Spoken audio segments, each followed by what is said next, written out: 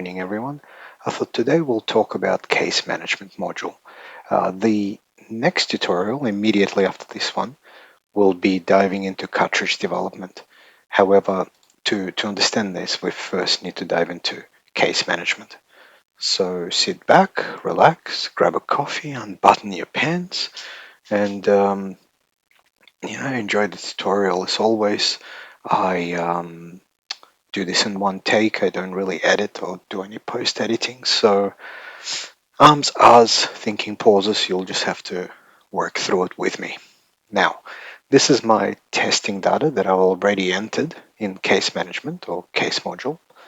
We've logged in, we went to cases, but we'll be starting from a brand new form. So in this case, we'll open a new form and we'll add a new case. Let's say we're working on or we want to work on 357. So we'll say, in my case, I'll call it 357, once fired, 001. Purchase from some shop, purchase price, let's say $100, some date. Now, all these fields can be left blank except the ones that have a red asterisk. Obviously, those are the mandatory fields. So we'll say mixed batch, 357 Magnum. They're once fired, but we haven't actually shot them in any of our firearms, so we'll leave this blank for now. And the software will adjust it for us when we create cartridge development recipes. Quantity, say 1000.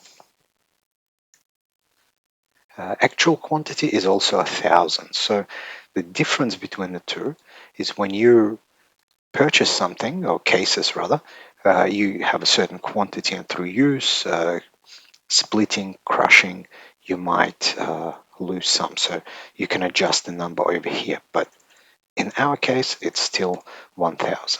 When quantity and quantity actual numbers differ, then the quantity actual is the number that's been used by the software. Total used, 0, and this is an automated field, so you won't be able to fill it in, but we'll talk about it in a second. Times fired, so we know that it's once fired.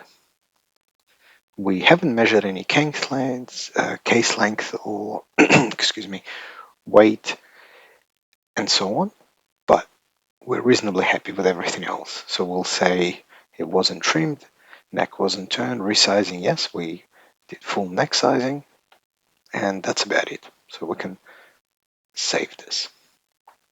And our cases will appear over here. So from the menu, we can see that it's a mixed batch, it's a 357, it's been fired once, quantities are now aligned, nothing's been used.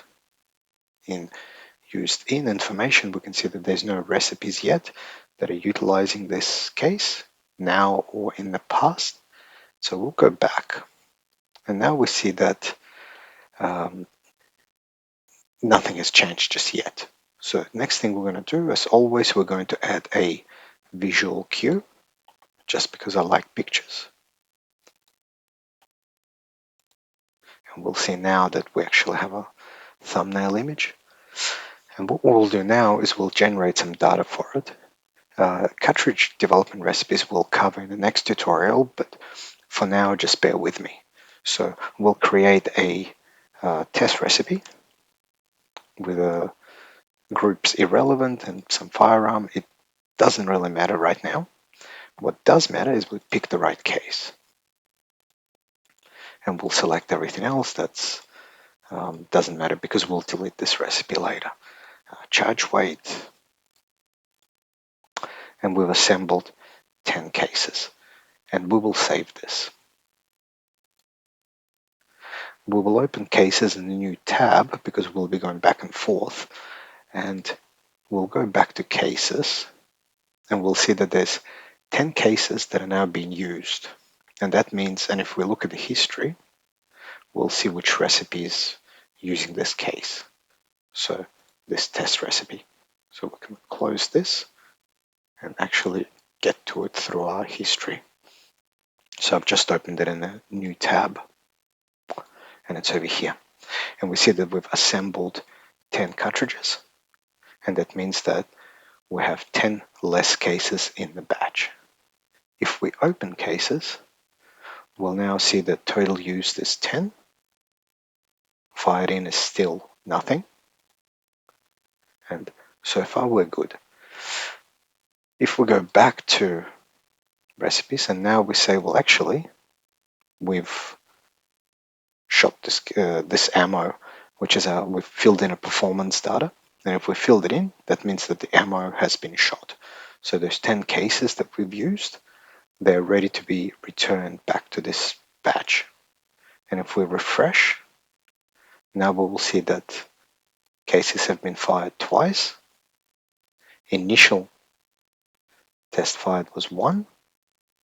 And we also have an option to offset. So we'll talk about the offset in the next tutorial, in cartridge development tutorial, but it's your way of moving this particular number, times fired, up or down. So we can say -2 to bring this number down to 0, or we can say 2 to bring this number up to 4, or we can say 0 to bring this number back to our original dynamic number.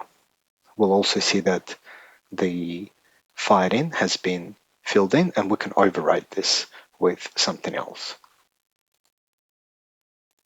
And it'll be in here, because software tracks where we fired this case last. Finally, we have more links, and as always, as covered in different tutorials, whenever you see this, that means there's more options.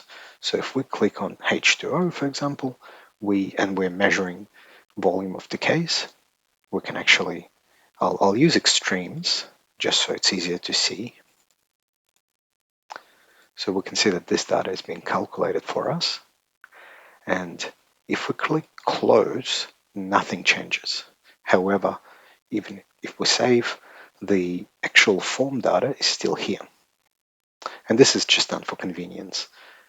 Next, we'll click Update Form, and the auto-generated data is pre-filled. Again, the numbers are here.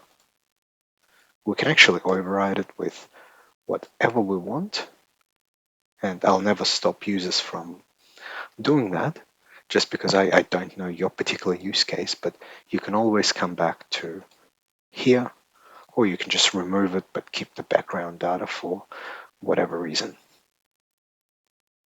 So case length, very similar. If you want to measure case length and put in an average, and case weight, same deal. Whenever you see this little icon here, it means paste. So if we go back to volume, and if we click this button, this data will be copied to a clipboard, and then we can paste it into Excel or Notepad and do some additional analysis. I think that's about it. We talked about file widgets and notes and whatever else in different tutorials. So here's our cases.